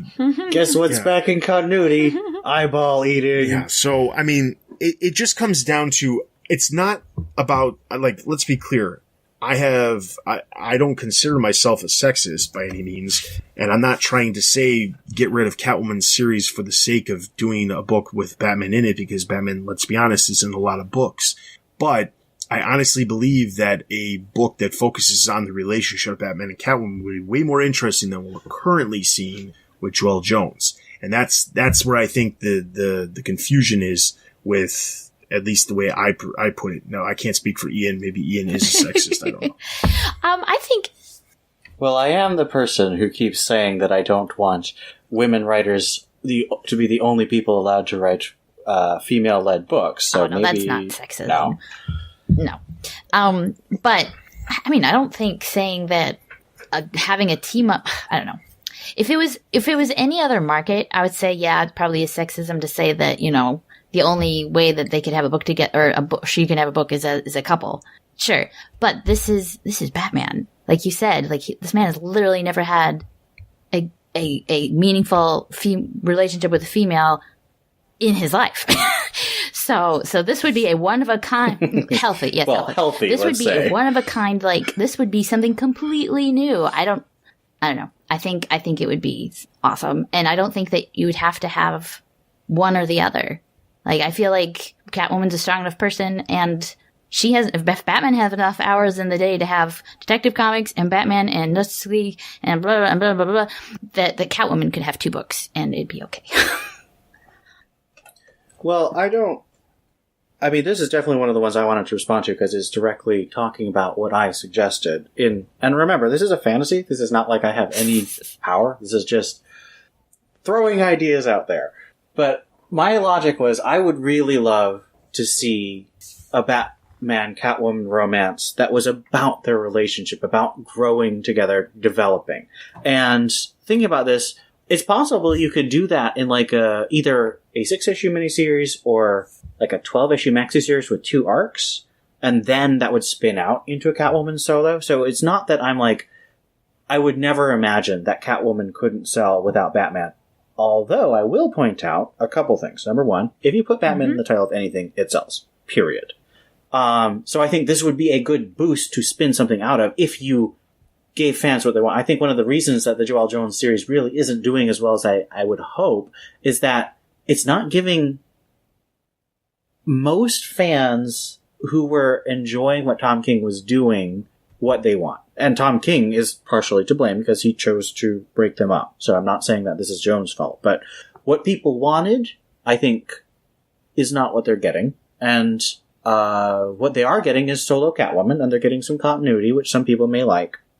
But as for the assertion that Catwoman, with a great writer and a cool direction, could kick all these other solo female titles butts in sales, I would just hold up as an example. Genevieve Valentine wrote about 12 issues of Catwoman. It was an awesome direction. Had 2 really good artists. And it was one of the best written comics, period. Not just Catwoman, but it's a good comic, period. And it sold like garbage. So, I really... I just don't see the logic there. I think that it's really heavily dependent on a lot more things than just a great writer and a cool direction. Should we continue on? Yeah, before we continue on, I'm going to read Bob's remark. So this was specifically coming back from Captain DC's comment. Bob had said, I hadn't considered this idea that Tom King doesn't value female characters, but I'm inclined to call on that. King's Vision series from a couple years back, this was over at Marvel, for those of you who aren't aware, a couple years back, banked heavily on the relationship between Vision and his daughter Viv, a character that King created. Meanwhile, in the Grayson series, Dick served under the several powerful female characters in his Agent of Spiral. It's one thing to say that Catwoman is catching a bad rap at the moment. That's true to an extent, but viewing the whole wedding incident strictly as something that happened to Batman is kind of a trap. Yes, the event functions as a way to tear down Bruce, but it's not as if Selina just dusted off her hands and called it a wash. I hate the way the wedding story went down, and as it had an enormous impact on my overall feelings towards the Batman line / Greater Gotham pull list as a whole, in very much a final straw type of way, but it's unfair to lay that at the feet of one single writer or character. That said, you say you see the potential for Catwoman to be the premier female-led DC book. I think that's going a little far as well, barring something like Gail Simone or Kelly Thompson. Yes, there are several other extremely talented women writers who are adept at writing the voice of their characters, so I'm not intentionally leaving anyone out. Taking the reins, what would make Catwoman a bigger draw than Harley Quinn? Whatever else you may think about the wedding, Selina must have had the most eyes on her she's had maybe ever this summer. What would it have take to make her top tier again, I wonder? So, I mean, this is kind of what we were saying. Like, it's not necessarily that Tom King specifically is the only way to blame. Kind of like what Ian was saying, like, the wedding didn't go the way the vast majority of people were expecting or not expecting, but wanting it to go. Because let's be honest, I wanted to go one way, I expected it to go the way it did. That being I was like the only person I know who actually believed it was going to happen, and I just feel so let down. That's where all of your optimism went. It went out the window after that. But yeah, I mean, but basically it just comes down to this idea of, you know, the wedding didn't go the way that most people wanted it to go. And because of that, no matter what we got after the wedding, it wasn't going to work for what we got. I mean, like, I'm not enjoying the Catwoman series just because I feel like it is neglecting Catwoman's history. Sure, third issue rolls around and we get like this reference, and then we get the fourth issue that has more references to history, but it feels like that's almost a reactive element to, you know, maybe the first 2 issues coming out and not really dealing with anything. Also, it really, really, really frustrated me when Joel Jones was like, well, there's no female characters out there that Catwoman can go up against. So I had to go create one of my own because there's nobody out there in the DC universe that she could go up against. And I'm like, that's a false statement because there's plenty of female characters out there that she could go up against that nobody probably has ever had her go up against. That could be something really interesting, but you wanted to make your own villain because it served the purpose of what your story was, which is fine. That's one thing to say that. And obviously I've harped about this in the past, but I'm just like, the thing is, Catwoman was never going to get the Catwoman series was never going to get a fair rap no matter what happened because of the way it spun out of the wedding. And the wedding was not what the direction that most people wanted to go. So that's the thing. And, you know, the thing is, just going on what Bob said about and kind of leading back to Captain DC's original comment about Catwoman potentially being the top tier DC female book. As much as I love Catwoman, I don't see that. Catwoman is a very popular character. There's no question about that. But right now, currently, with the Wonder Woman film being as successful as it was, a sequel around the corner, the entire idea of what Wonder Woman stands for, woman empowerment and things like that, there's just no way I could see Catwoman being more popular than Wonder Woman at this point. Harley Quinn is like a merchandise like behemoth when it comes to the amount of merchandise that character sells. Also, not seeing that for Catwoman. Now, I'm not opposed to Catwoman, popping up in a live action movie in the future. I'd love to see Catwoman reappear. And who knows? Maybe it could turn around and she could overtake Harley Quinn. Cause honestly, I do feel like Harley Quinn is like way above and beyond what it should be. Just because I feel like it's one of those like, it's a very popular character right now, but it probably is not going to last forever.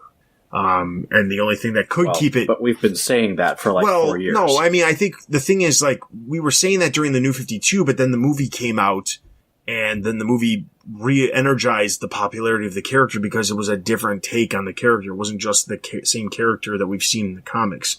And let's be honest, here we are 3 Halloweens after the movie came out, and there are still people dressing up as Harley Quinn from Suicide Squad from 2016. So, I mean, like... Well, and we're getting the Harley Quinn cartoon. So I just don't see this ending. Yeah, it's not ending anytime soon, but I do feel like eventually Harley Quinn will reach its like complete peak, and it just will. That's where it'll be. And honestly, right now with the comic series, I feel like it's already peaked. I don't feel like the comic series is nearly as interesting and enjoyable as it was 2 years ago. I feel like Amanda Conner and Jimmy Palmiotti got out when they did because they told what they had to tell, and it happened to sell really well at the time. But I mean, like, ever since they left the title, the sales have slowly gone down. But let's be clear here. Obviously the comics aren't the only thing. There's still a ridiculous amount of merchandise that's not comics related that still sells for Harley Quinn. But I just want to say, like, I don't see Catwoman being more popular than either Wonder Woman or Harley Quinn. I mean, there's plenty of other characters that she can be more popular. It's entirely possible that she could be more popular than Batgirl, because if you're only comparing, let's say Hope Larson's Batgirl run at the beginning of the New 52 or beginning of Rebirth to a Catwoman solo series like the Ed Brubaker Catwoman series, sure, that's like apples and oranges, though. I mean, like, in comparison of quality, nobody really enjoyed Hope Larson's run. It just felt like she had a contract for 2 years worth of issues, and she just had to keep writing issues or something. I don't know. But like Batgirl right now is getting back where it's a little bit more interesting. A lot more people are starting to get more involved with what's happening in the title and starting to be interested more. But it really it depends on the creative team. So in that regard, sure, if there was a top tier creator who had an amazing Catwoman story and was going to tackle Catwoman, it's entirely possible that she could become more popular than she currently is. I just don't see, like, if you're just basing off of what sells the most, sure, it's entirely possible that she could sell more than Wonder Woman or Harley Quinn as far as comic book sales. But that is not the only thing that determines popularity, and there's no way that Catwoman would overtake both Harley Quinn and Wonder Woman at this point. As someone who has looked for Catwoman pajamas, I will tell you there's not a lot of Catwoman merchandise out there. It's all Harley Quinn, it's all Wonder Woman. There's one more comment that we got on Twitter that I wanted to deal with about this. It's from Optimist Prime 99. And they said, as a Catwoman fan, I'll take Dan Didio over y'all any day of the week, and twice on Sundays. Smiley face. Would you rather your favorite character lead their own book with guests, or be lost in the shuffle in a team-up book? Solo stories are more satisfying than squishing characters together. And to this I say optimist. My favorite character is Stephanie Brown. I put her on a team book, so there's no playing favorites on this podcast. And let's be clear here. Just because a team-up book, or just because a character is in a team-up book, doesn't mean that it's bad. Like, I think that team-up books tend to have this, like, bad rap because the vast majority of them are not good, and the vast majority of them do not do a good job of developing the characters within the book. But there are rare occasions, like, for example, Detective Comics at the beginning of Rebirth, while Tynan was on it. That one was really good. That did a great job of basically focusing on almost 2 every years member. of awesome. It focused on almost every single member that was part of that team at some point. Like, each character had its story arc that it focused on. Even if they shared the spotlight with somebody, like Azrael shared the spotlight at the same time as Cassandra, if I remember correctly. So, the thing is, it's not as if team-up books can't be done right. And honestly, I brought this up before, Justice League Dark. It's not typically a book that I would go out of my way to go buy and read, and I'm actually really enjoying it. A lot of it has to do with Tynan, and he does a really good job of figuring out ways to make characters interesting. But I picked it up specifically because of two reasons: Detective Chimp and Man-Bat. But Man-Bat hasn't had a whole lot of time to shine, but we're only 4 months into the series, so there's plenty of time to have other to have characters shine. But Man-Bat is he doesn't even really appear that much. He's all around and he's in the series, but the characterization of Man-Bat is quite amusing to me. And it's just one of those things where it's even if they're not focusing on Man-Bat and he's just this secondary member of the team that is in the background, he's still interesting. And that's the thing. It really takes a specific type of writer to be able to do a team-up book and make it work. And I think that's why team-up books get such a bad rap. But yeah, so. All right. So our next comment comes from Bob. This was his actual comment. And he said, Dustin, how could you miss this opportunity? Wait for it. Batawang. And Bob, I used Batawang today in honor of you. And apparently the organization taking responsibility for covering him up in the digital editions, League of Shadows. Damn it, I can't think of any more. LOL, exclamation point. Good stuff, Bob. Good stuff. Yeah. Quality content on this podcast. Quality. All right. Our next comment comes from Paul. Hello, guys. As always, thanks so much for the podcast and all the hard work you do. Having started with the New 52 and then reading the 2 key Batman titles, I had to stop collecting around issue 10 of Rebirth for both Batman and Detective. I use the podcast to keep up to date with Batman and Detective and all the news. You guys do a sterling effort, so thank you. I jumped back on board for Batman with 48 and 49, howled in frustration at 50, and have enjoyed the subsequent issues. I was wondering if you could shed some light on a few questions. Number 1, was Rebirth supposed to cancel out the events of the New 52? Did it not happen at all?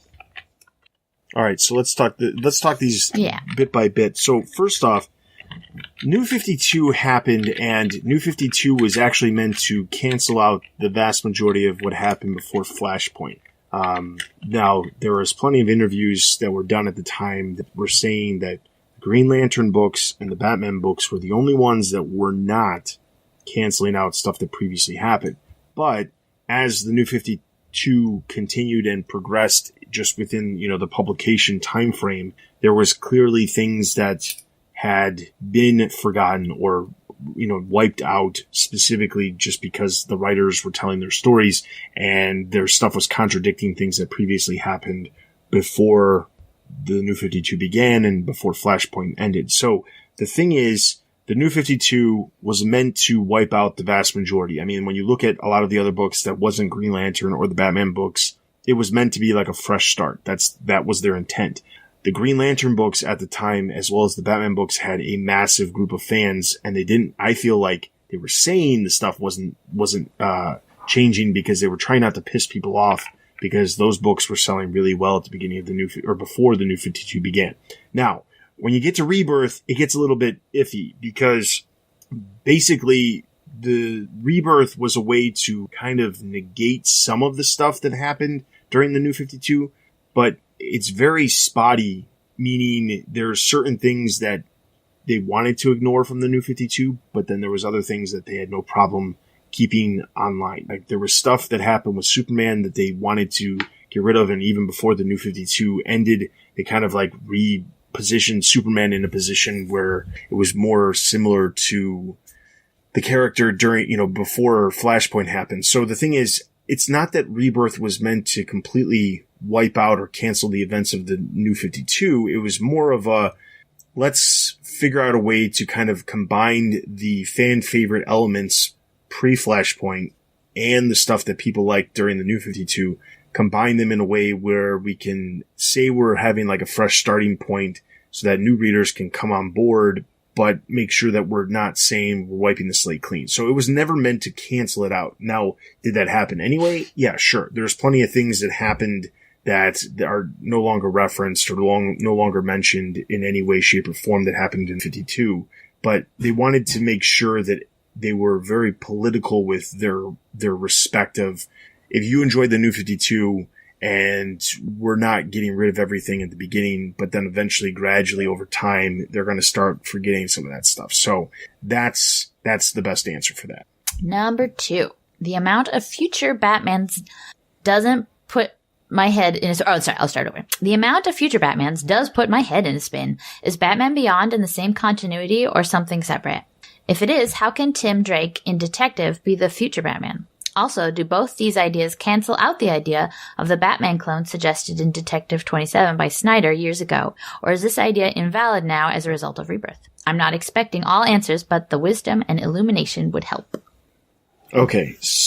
Can I take go a crack ahead. at this Go ahead. one? Okay, so future Batmans are always a weird thing. Future Batmans always reflect an extrapolation by the writers of continuity as it is when they write it. So as continuity continues, the things that the future Batman was based on are no longer the case. So in the case of Scott Snyder's Batman clones, he basically destroyed that in, what was it called? Bloom is the trade. When the machine that he used to brainwash his clones into thinking they're all Batman is basically destroyed when Bruce uses it to kill himself and bring himself back as Batman again. So Snyder is still going to be writing his Batman the Last Night with Greg Capullo, but that continuity is not really one that I think we're supposed to be seeing as building towards anymore.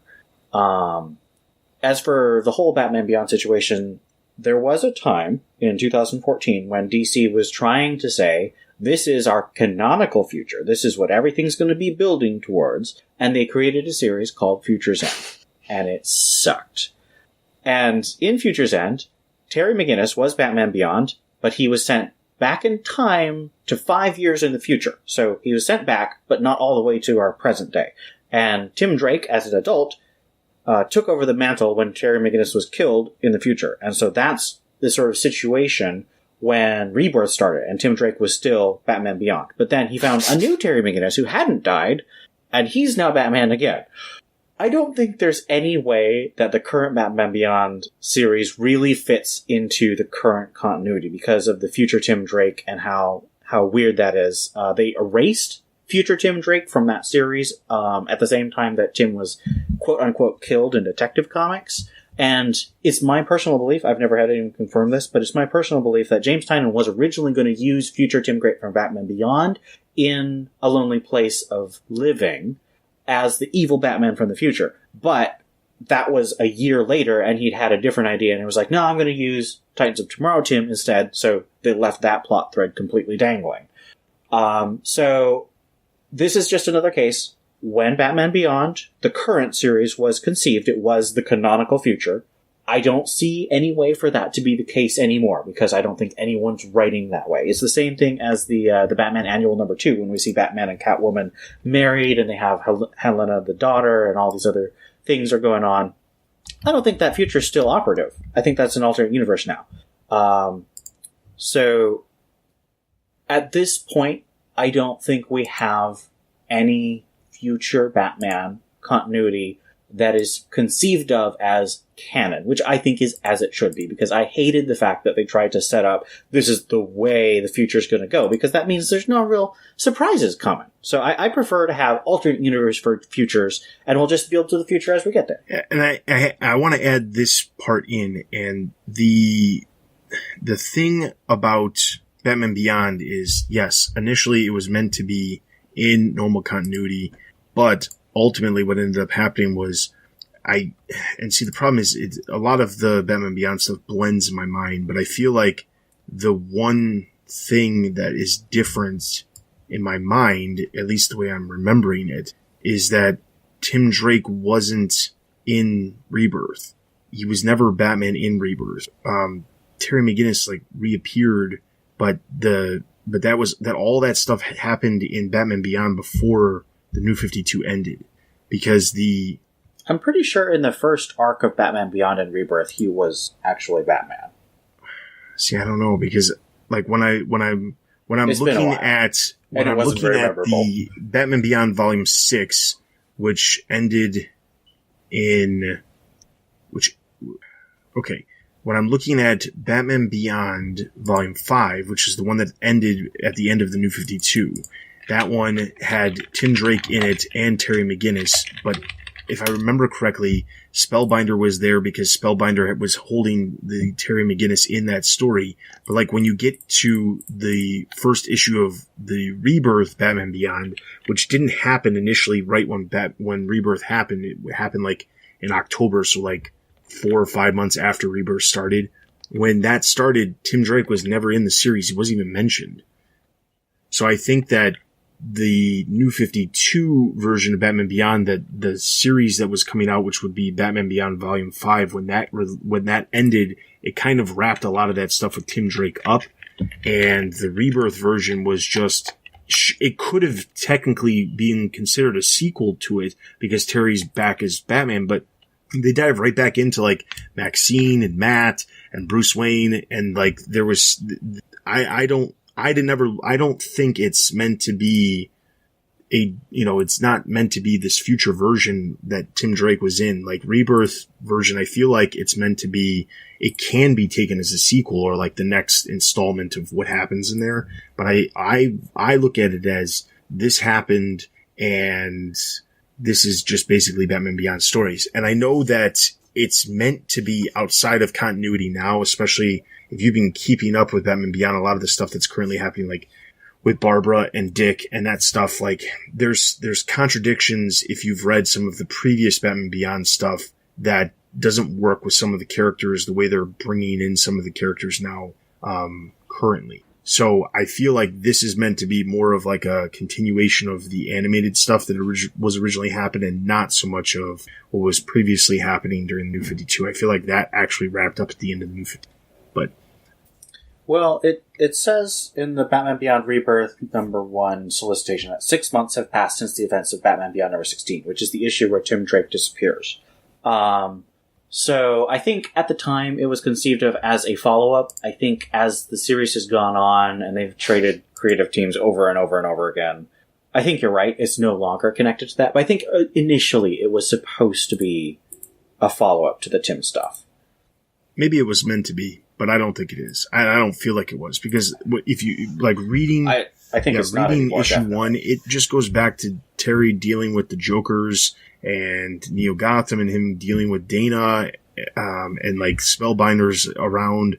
I don't remember I'd have to honestly go back and read to make sure, but I honestly don't recall there being any sort of mention of Tim Drake, at the beginning. Maybe that wasn't the solicitation because they're trying to make sure that anybody who was reading Batman Beyond during the New 52 comes back and reads Batman Beyond as a continuation, but I don't feel like there was anything. I feel like Rebirth was meant to be kind of it could be taken as a clean slate, but it definitely could continue on the story because Terry's right back to being Batman, and I don't really like the entire...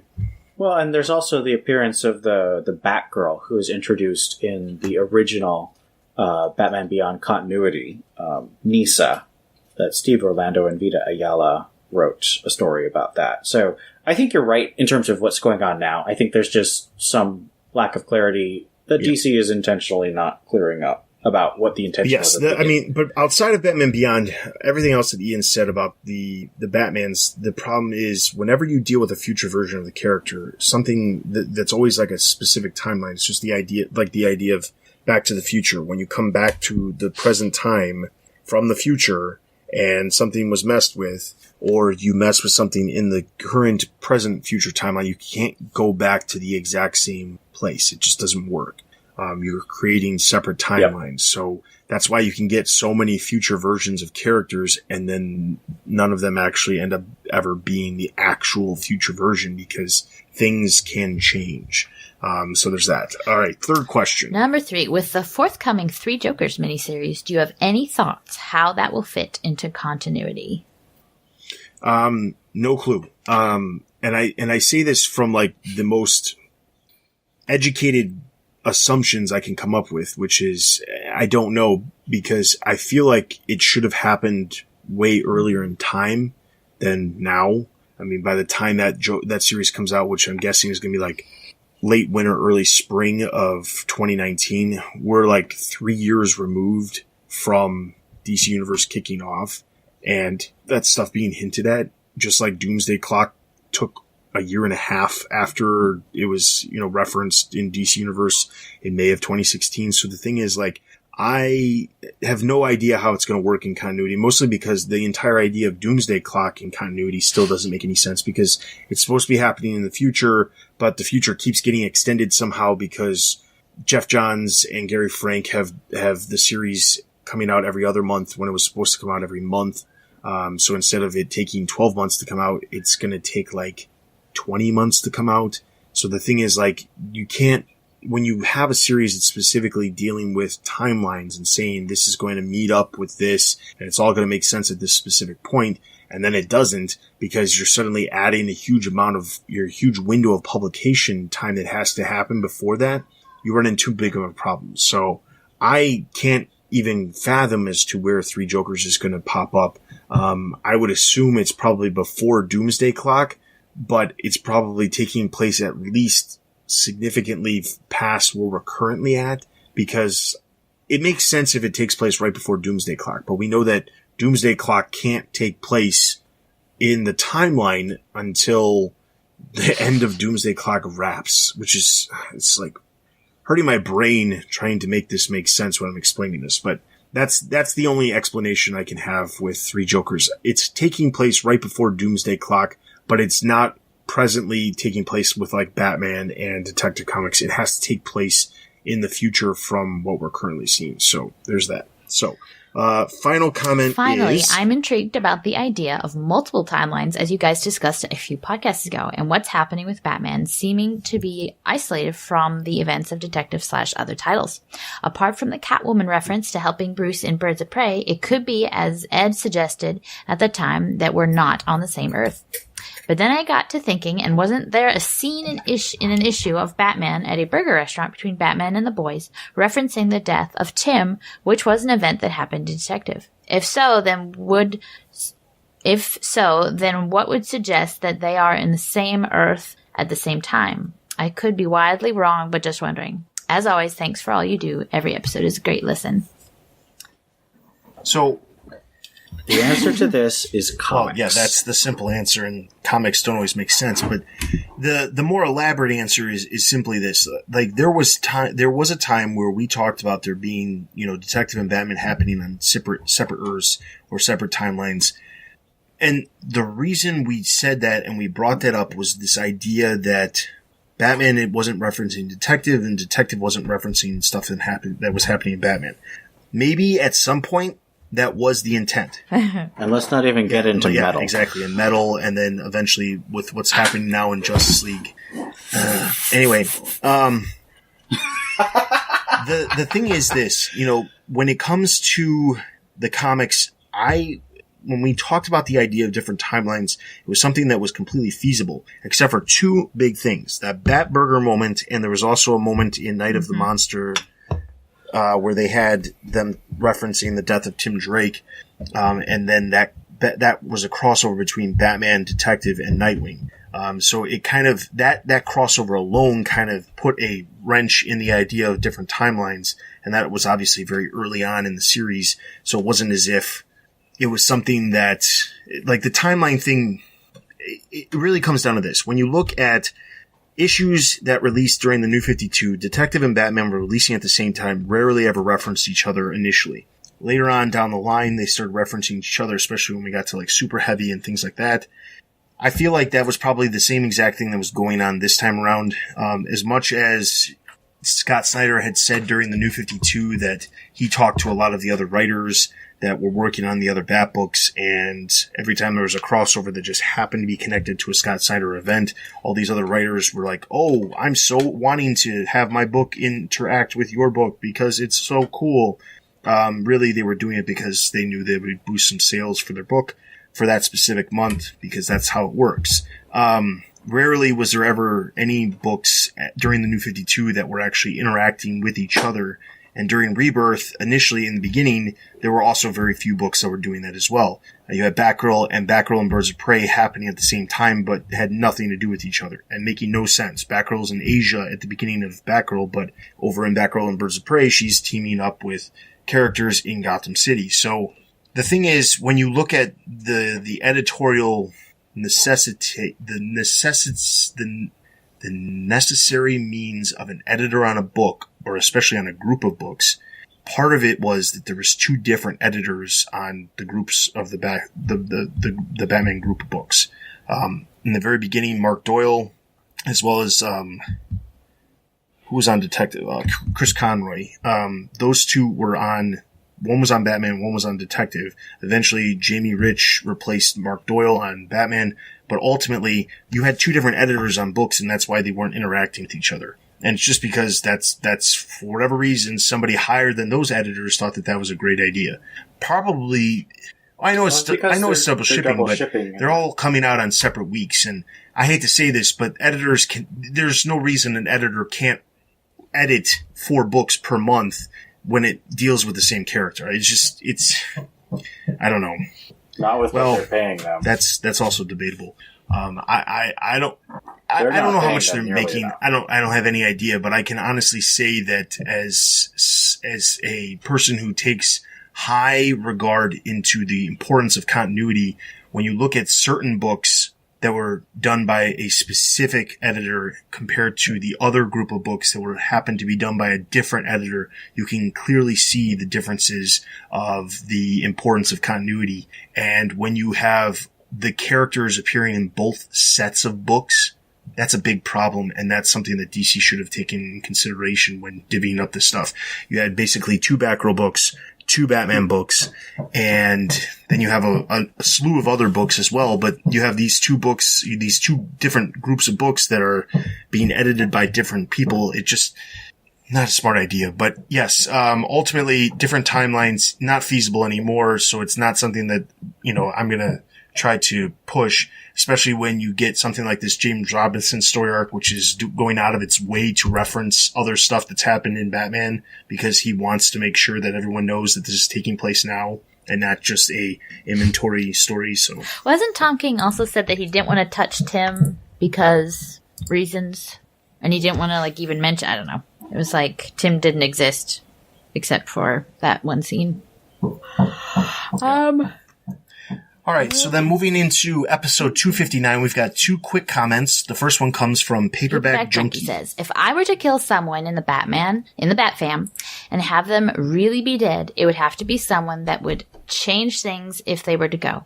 With that said, I think I'd kill Alfred. By the way, how the hell does Didio not have a problem with Alfred's age, but has one with the young sidekicks? But yeah, kill Alfred and make it mean something.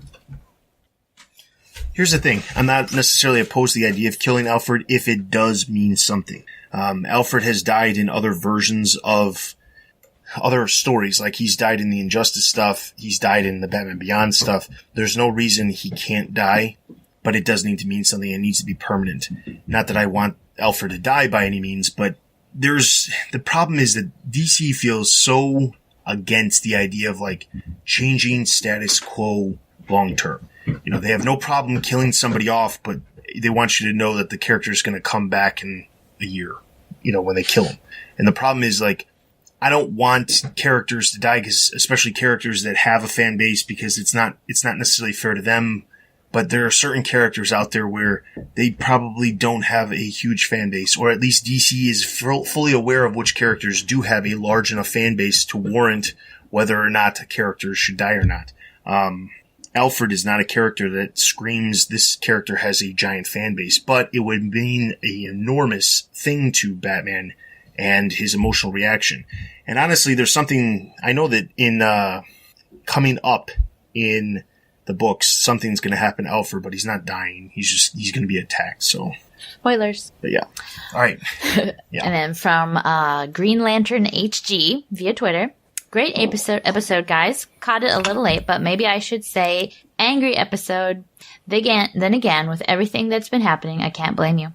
I still can't wrap my head around Dick getting shot in the head. Yeah, like I said, it was an angry episode, and it is what it is. Every once in a while, we've got to get upset about something. Okay, so that is all of our comments over on the site and from Twitter and emails and everything. That gets us completely caught up. We are going to hold off our Monkey Watch, which we hinted at last time, for the next time around. So if you have any comments you'd like us to talk about on the next episode, be sure to leave your comments over on the site or email us at tbu@thebatmanuniverse.net. We will be sure to get to those comments on the next episode. Outside of that, be sure to head over to the website for all this news and comic reviews related to movies, TV, merchandise, video games, and, of course, the comics. Also, be sure to check out all the other podcasts we have to offer. There's new episodes of Back with the Oracle, Bat Books for Beginners, Bat Fans, Robin Everyone Loves a Drake. There's all kinds of new stuff, so check it out over on the site all the time. Be sure to follow us on YouTube, Facebook, and Twitter for all these news and videos from the Batman universe. And then be sure to join our Discord. If you are unfamiliar with Discord, Discord is basically a massive chat room that's online, constantly updating. It's kind of like forums and chat room had a baby. I think I said that before, but the idea is that there's constantly conversations going on. You can pop on. It's an app that also you can have on your phone and get updates as people are talking about stuff. You can join in conversations. So if you haven't joined, please do join, because it's an awesome place to interact with us, the staff of the podcast, staff from the site, other comic book reviewers, as well as fans of the show and the site as well. So be sure to do that as well. With that is everything for this episode. For Ian and Steph, I'm Dustin, and this has been the Batman Universe Comic Podcast. We'll see you guys in 2 weeks.